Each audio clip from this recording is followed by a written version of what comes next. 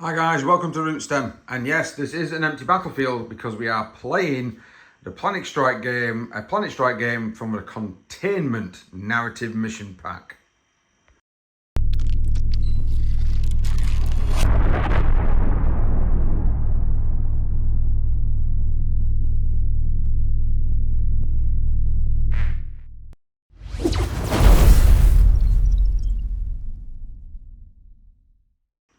Hi guys, thank you very much for joining us. Yes, currently we have an empty battlefield ready for the defender, which is going to be my opponent, the Dark Angels. Chris, today they're going to be setting up the table how they want, because that's how these Planetstrike games roll.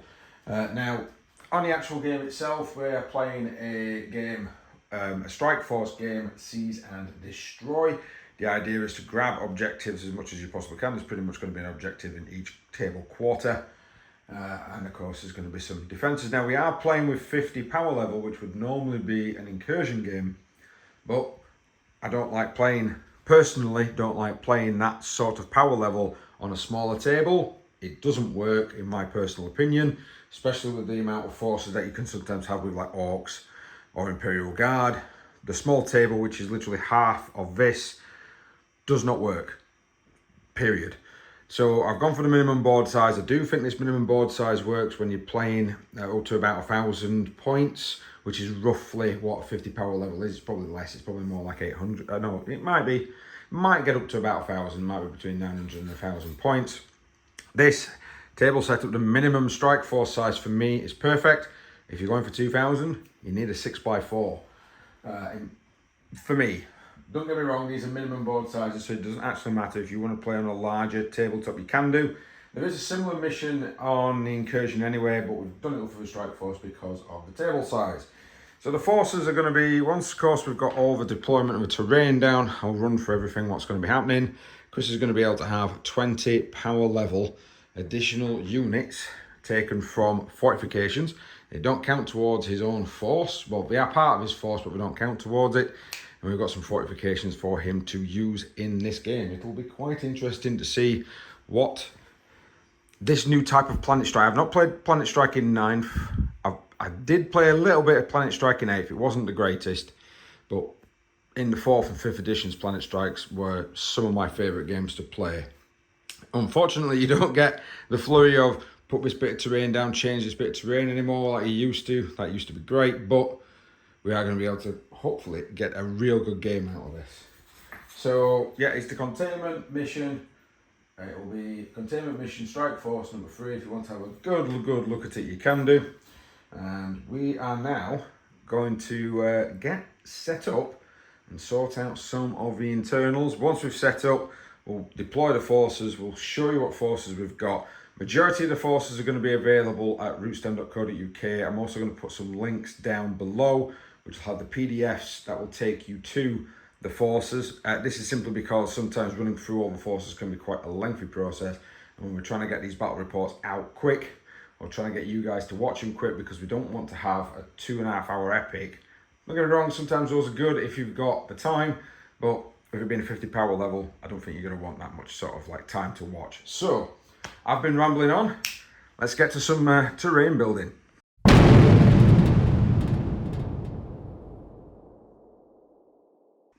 So deployment and terrain setup. Chris has decided to put about 4 line of sight blocking pieces down just to try and give himself some cover for any possible advancement.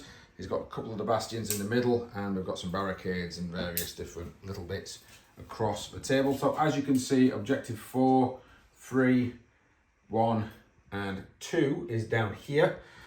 They're going to be the objectives we need to grab hold of. I might end up having to sacrifice a unit or 2 just to grab some of the objectives, because in this game, all the objectives start in Chris's hands. Fantastic. So, depending, of course, upon what comes down on my first turn, because it's not just going to be these units that I've got here. I've got Infantry Squad 2, Veteran Squad, my new Inquisitor that's joined the force recently, Renegade, Radical Inquisitor, Last Cannon Team, and the Flyer. Chris, of course, those over there are actually inside these bunkers. He's got about 13 models in there, and he's got about 5, 6, 7, 8 models in there. 5-man squad, 2 10-man, 2 5-man squads broken down, of course, a lieutenant. We are going to state that the Lieutenant's aura abilities affect anybody inside of the bunker, but do not affect anything outside of it. To me, that just seems fair. And of course, he's got these two big lads here. And they are, yeah, hopefully going to be a target for my lightning strike. Try and get some of these big fellas down. We get some points. We've got the agendas, but the agendas don't really matter it's mainly for internal campaign purposes, but I will put them up on the screen. And yeah, that's pretty much for deployment. We're going to be going straight into the first turn of the game. The first turn of the game, of course, is straight after the firestorm. Now, we go into the first turn, we start the battle round. I get first turn because I'm the attacker. Firestorm comes in, and then we basically see what happens with the deployment. So, at the beginning of the firestorm, Chris has decided to play 2 CP for redeployment. And what he's done is taken both of his walkers off, and he's allowed to put them in strategic reserve, which he's gone and done so. So he's got 3 units now in strategic reserve. He's got his speeder and both of his walkers. I rolled a 4, so I did get maximum amount I can get for this game for the firestorms, and he resolved them one at a time.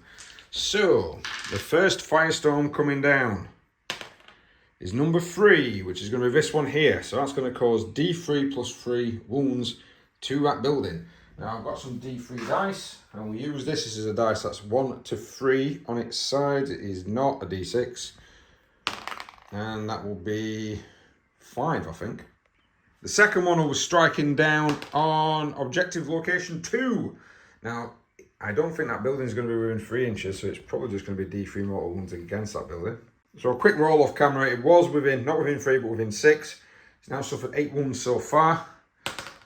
Strike 5. That'll be that one there, which will more than likely, don't think it's within 3. No, well, it's going to be this building here. So D3 against that building for 3. God, I'm rolling well here. And my last firestorm strike comes down on number 4. I am going to play a stratagem called Field Observers. I think it's for 1 CP. I can reduce or increase that dice. So I'm going to reduce it down to 3 and try and hit that building again. So yeah, it is correct. So I've hit that one for the final one, and another 3, that'll be another 6 wounds on that there. So at the end of the firestorm, it's down to 15, that's down to 4. That's going to be a dead building, I think. Right, let's get into turn 1 proper.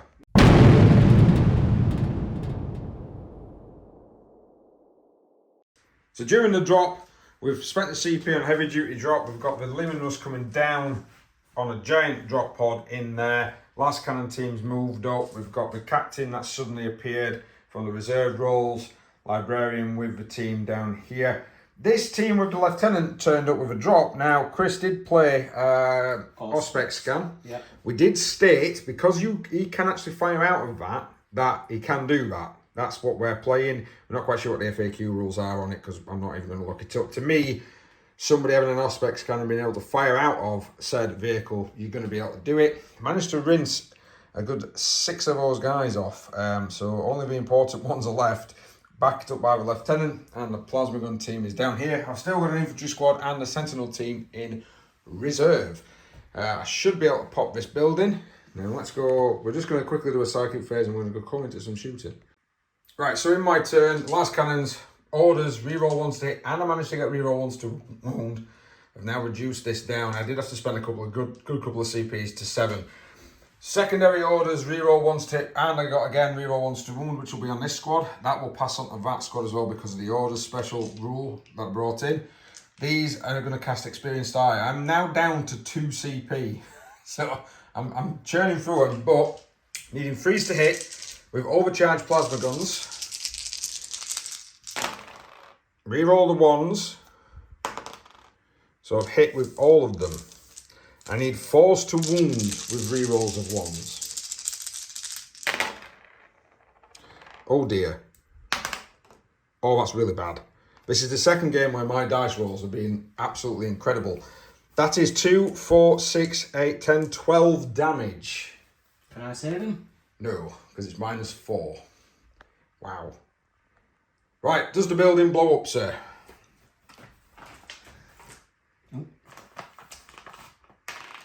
No. No, right, so we have to do this differently because this is now wrecked.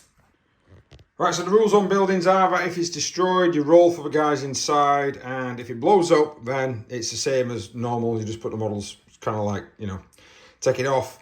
This hasn't blown up, so it just becomes a bit of a line of sight blocking terrain. Chris has come out to the front, trying to avoid that, but it does mean that these guys can now see his Marines, so they're going to open fire.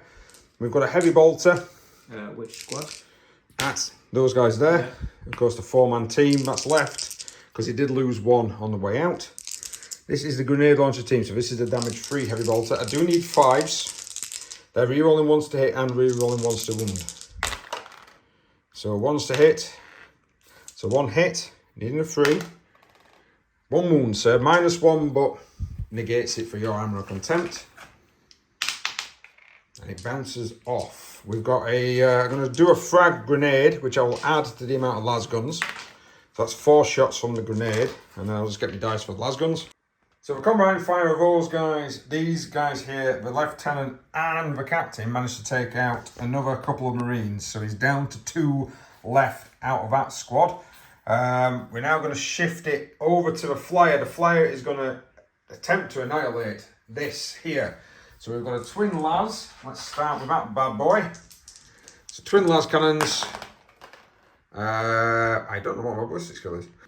So that's 1 hit so far. This is against the bunker. I'm going to need a 3. It goes through. Now it is -3, so Chris is going to need a 6.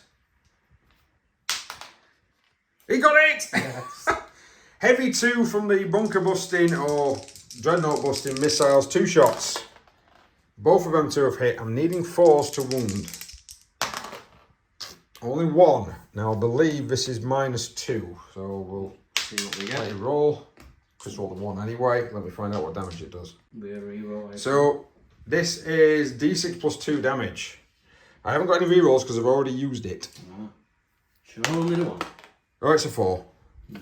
There you go, so you can see it. So that will be 6. So that will be that bunker destroyed. Does the bunker explode? Oops. No. Chris has given himself 80 points. Nice, I'll take it. And then he has to roll for the guys inside. So that is bunker busted that. These guys now are going to open fire at the Marines. Plasmas are going to overcharge each individual one. And then we've got some las guns coming in. So you don't roll any ones, do you? Didn't roll any ones and I got 5 hits. Of course you did then. 2s to wound. Oh my good God. 5 wounds. Yeah. Armor content means you're on a 5 up save, sir. Oh, I get a save. Yeah, you do against this one. No. So they've popped a squad. Oh dear. So on to this guy. Now, the Limon Rust battle tank, the only thing you can see is this infantry squad hiding here. So at the end of that turn, the Limon Rust did open up and actually took out 3 of the Space Marines down here. Chris, consoling himself because he was hoping that he got him out of a line of sight there, unfortunately. He's down to 6 models left on the table. He's got reserves, which is good, but they're not going to turn up until turn 2. So these 6 models are going to have to suffer another turn's worth of firepower. It depends what Chris can do in his turn. Now, there is a good chance that he might be able to. I'm down to 2 CP. He's down to 1. We've got some morale to do, which we will do in a moment. But it's looking, again, one of those games again where, unfortunately for Chris, his dice rolls started out well down here, and then with these have not balanced it out. And my dice have just been amazing. Right, let's do some morales. So at the end of the turn, unfortunately, Chris did fail 1 morale, so one of the guys is gone. It's for last for the other one.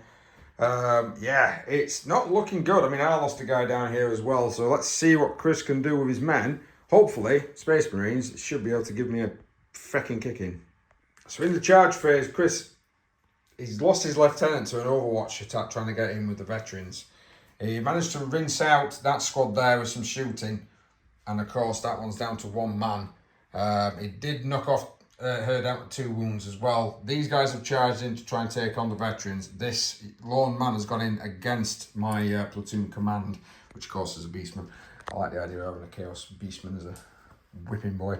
So he's going there first. I can't interrupt. I've only got 1 CP left after the Overwatch. It's 1 hit. I think Chris is going to throw his dice out the window at this moment in time. It is a wound. Oh, something.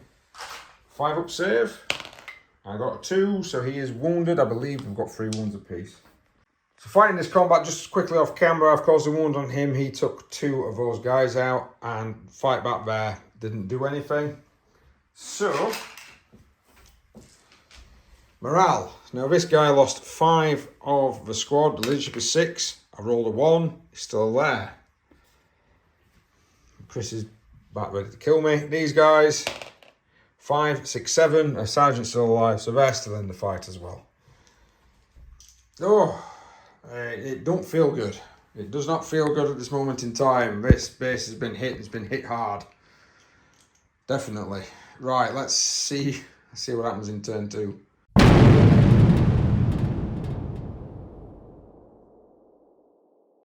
Right, so in turn 2, shift that on. You haven't finished shooting though, No, I've not finished shooting yet. In turn 2, the las cannon team finished off that poor lad down here. These guys have fallen back, given an order to shoot, and I've actually finished off the squad there. I did try and do a psychic power. Chris nullified it completely. The Elimin Rust battle tank has rolled over to try and stop objective 4 from being claimed, and of course that lad there's just stood still on objective 3. He fell back to claim objective 1. Lightning versus Librarian. Chris is like, just fucking do one. I do need 5s to hit because of Trephany, that thing. Yeah, las cannons, fuck me. 2 hits. Yeah. 2's to wound, 2 wounds, minus for 3, 1 goes through, because of armour, and then 3 wounds. Oh, I've got something on the table. And then I've got, it's not finished yet. I know. 2 rockets, 2 6s both hit. They're not auto wounds because they're not an Astra Militarium unit.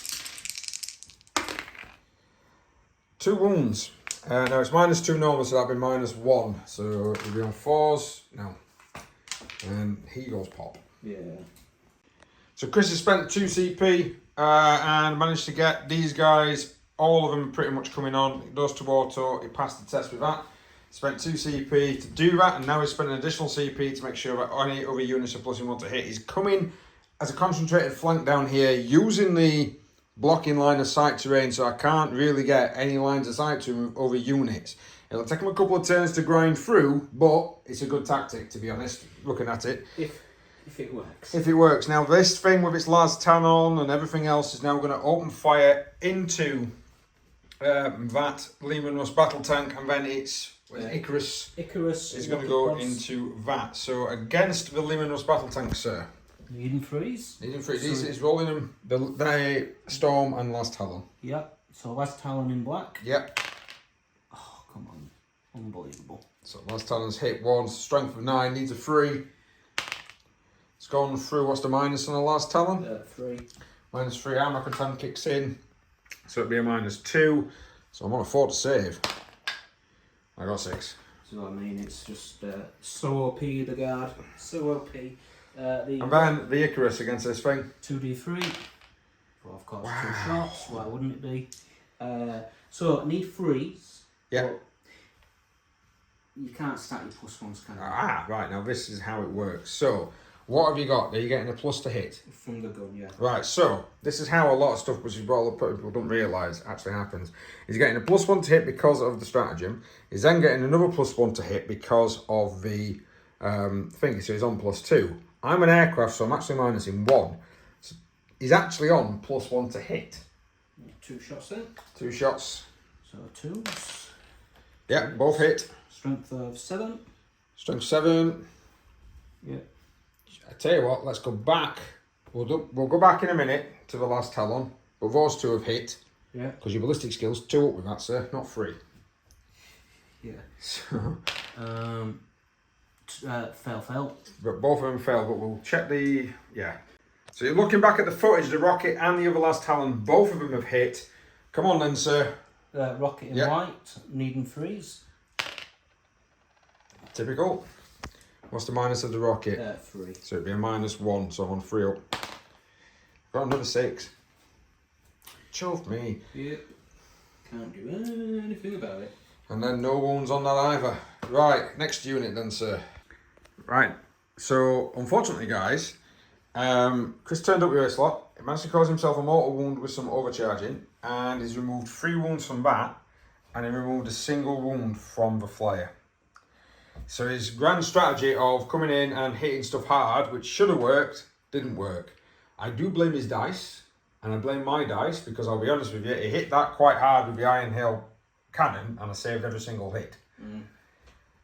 So unfortunately for me, we are, well, fortunately, unfortunately, we're looking at another whitewash. Because not a lot of the guardsmen have gone down. I did lose a squad. I lost 2 squads in the end of it. But not much else. 2 of the units didn't even turn up on the battlefield. Because they were just in reserve. Still, just waiting for the right opportunity. Which would have been to try and take on these guys. But these guys here. But hopefully, if you're an Imperial Guard player, you like seeing Space Marines get their arse kicked. You enjoyed it. Hey, yeah, it's the Klondike. Yeah. It's the Klondike at the minute. 6 as auto wound, and you can reroll your ones and reroll your wounds. Only with orders from captains. Yes, but it's broken. He hates it. Chris hates hammer. It is He does broken. hate. I'll be honest with you. I don't think hammer should apply to anything other than infantry. Yeah. But it applies to all units, so that's a bit of a shame. I was a big whinger about the armour of contempt. I'm not anymore. No, because you get it as well. No, yeah, because I'm getting it as well on my tanks. Right. Thank you very much for watching, guys. Please consider liking, sharing, subscribing. There is some battle reports coming. Yeah. We promise you. Yeah. We promise you. No, I'll try and not come across as salty. I'm sorry.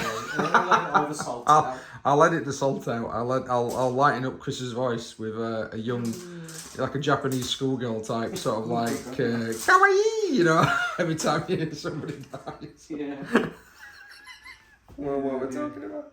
Right. Thanks very much, guys. We'll see you next time.